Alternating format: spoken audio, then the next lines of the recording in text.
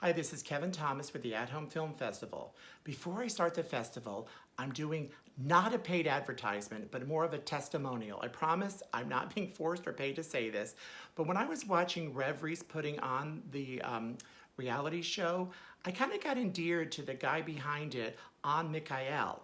He is so down to earth and sweet and yet so successful.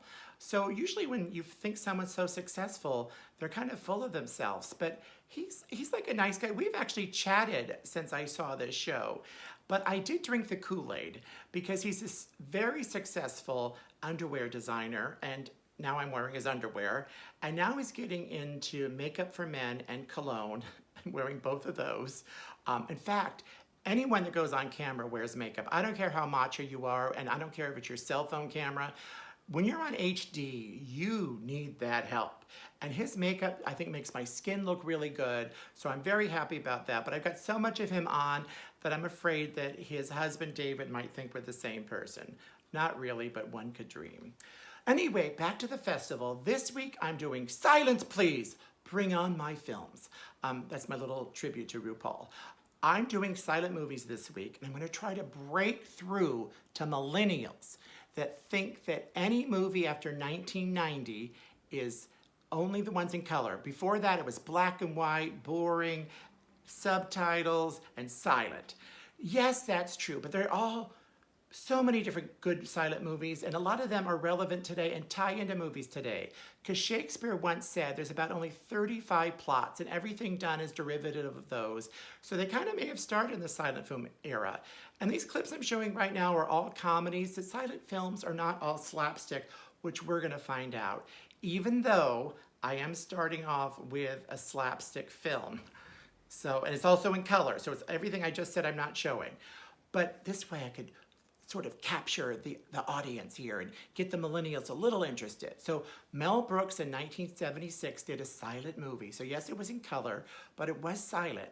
So it does show all the slapstick of silent movies, and it's very funny. A laugh riot you could use.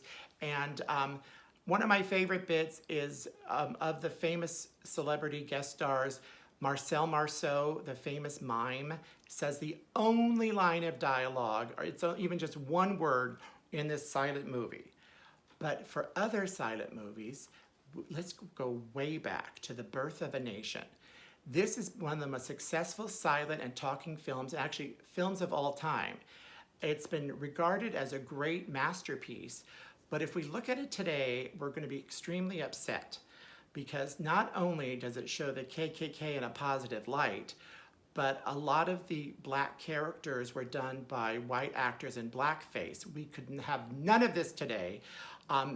It really shouldn't be destroyed because it is historic on how things were viewed back then. It does also show in the world that we've come a long way, but it shows this movie was made in the 1915 or something around then, and we still have things like the KKK. In fact, Spike Lee even used a scene from this movie in his Black Klansman. So if you go back and watch the Black Klansman, you will see this movie too.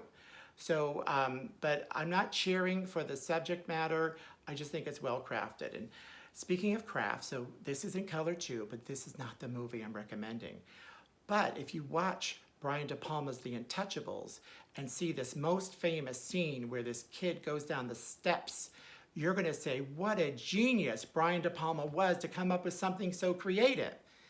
He did not come up with this. This is another homage to a silent film, the Battleship Potemkin. So I'm just showing you a quick clip to say, hey, yes, it was a great scene, but he didn't think of it himself. Instead, why don't you watch the Battleship Potemkin? The director worked so many years on this film, filmed for hours and hours and hours until he finally was able to cut a film that was great and well received, and people loved it. Riveting, dramatic, very modern for its time. You could still watch it today and not feel like you're watching some old crappy piece of movie. But you will see the Odessa steps, which will remind you that, oh, I did see that years later in The Untouchables.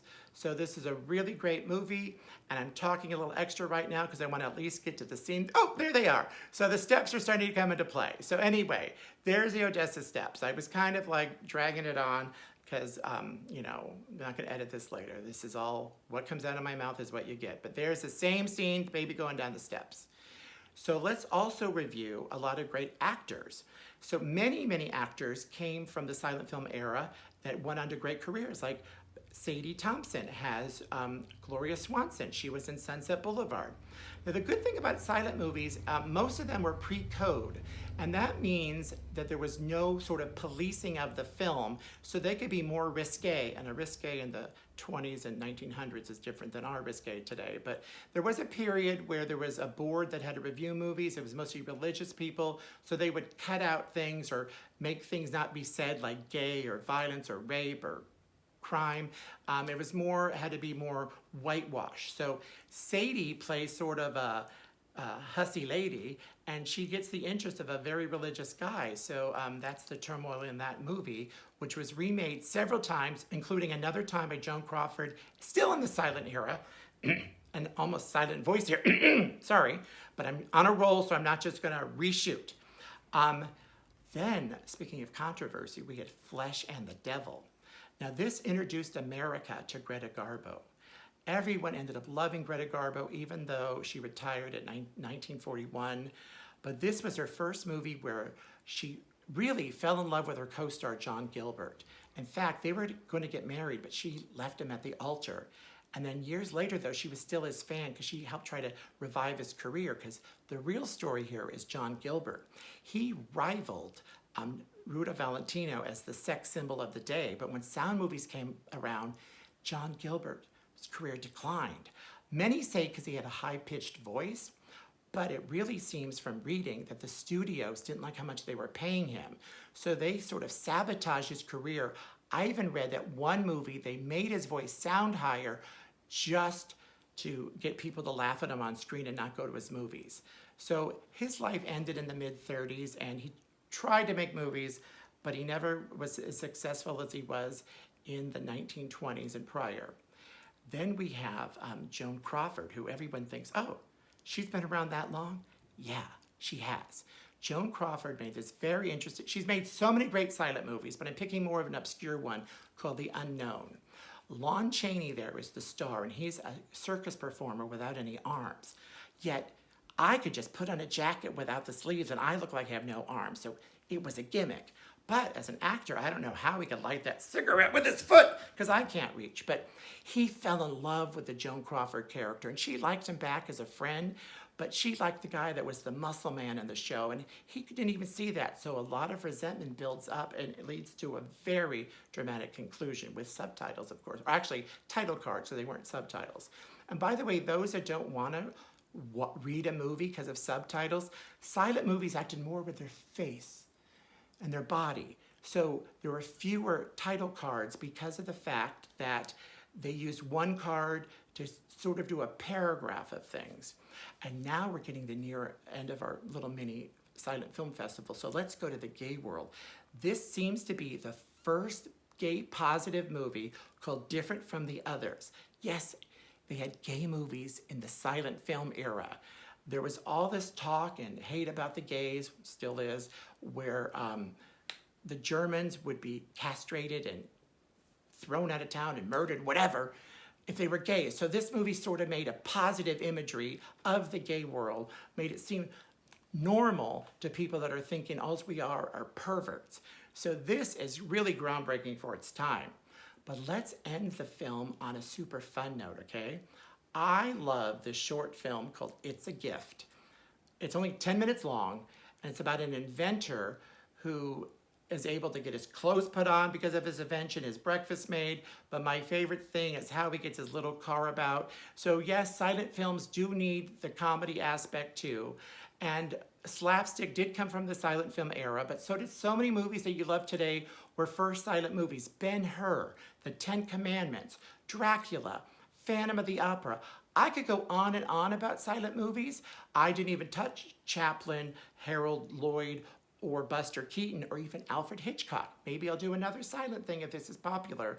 But in the meantime, watch these silent movies. Tell me what you think. Tell me if I won you over or you didn't care less.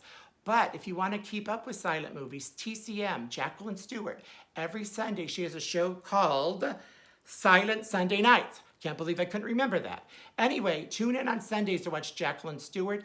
I'm going to leave you now because I'm losing my voice here, but hopefully me and my voice will be back next week with a whole other film festival. Till then, have fun.